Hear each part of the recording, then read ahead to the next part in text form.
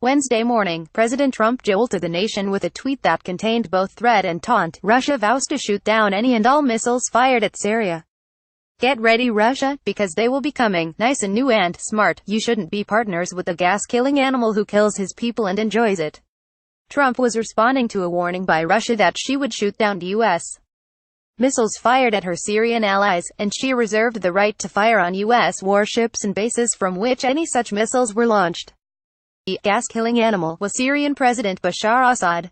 That afternoon, Defense Secretary James Mattis dialed it down. Had he seen enough evidence to convict Assad of a poison gas attack in Douma, Mattis was asked. His reply: "We are still assessing the intelligence. We're still working on this." Thursday morning, Trump seemed to walk back his threat, never said when an attack on Syria would take place. Could be very soon or not so soon at all. Is Trump planning a larger attack and silently gathering allies? Is he signaling that a U.S. attack on Syria may not be coming? Whichever, the relief at his apparent stand-down was palpable. Yet the interlude should cause some sober second thoughts. Why risk war with Russia in Syria, when, by our own inaction during this 7-year civil war, we have shown we have no vital interest there? And, surely, we have no interest in Syria so crucial as to justify a war with a nuclear-armed Russia.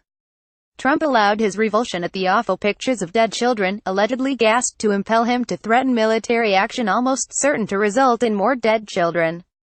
Emotions should not be allowed to overrule what the president has thought and expressed many times. While the outcome of Syria's civil war may mean everything to Assad, and much to Russia, Turkey, Saudi Arabia, Iran and Israel, it means comparatively little to a USA 5,000 miles away. We cannot forever fight other people's wars without ending up on the same ash heap of history as the other world powers before us.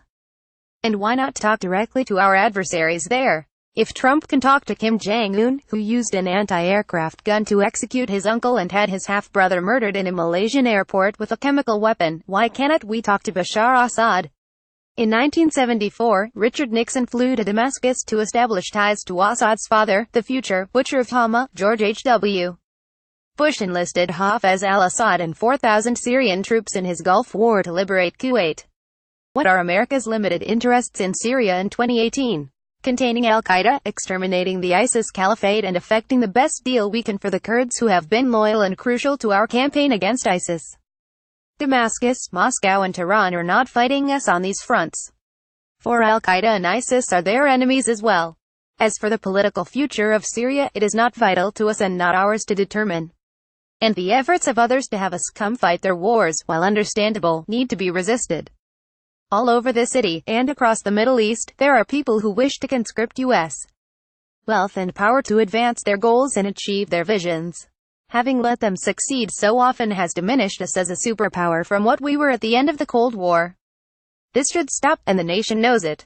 Among the reasons Democrats nominated Barack Obama and America elected him was that his opponents, Hillary Clinton and John McCain, supported the Iraq War Obama opposed. Among the reasons the Republican Party nominated Trump and the nation elected him was that he promised to take us out and keep us out of wars like the Syrian civil war. Is it not ironic that today our war party, which, almost to a man, loathed Trump and rejected his candidacy, is goading and cheering him on, deeper and deeper into the Syrian quagmire? Trump is heading into a 60-day period that will go far to determine the fate of his presidency and the future of the Middle East. If investigators determine that Assad's forces used poisoned gas on civilians in Douma, Trump will have to decide whether to repeat the strike he made on Syria a year ago, and, this time, risk war with Russia. He will have to decide by May 12 whether the U.S. walks away from the Iran nuclear deal.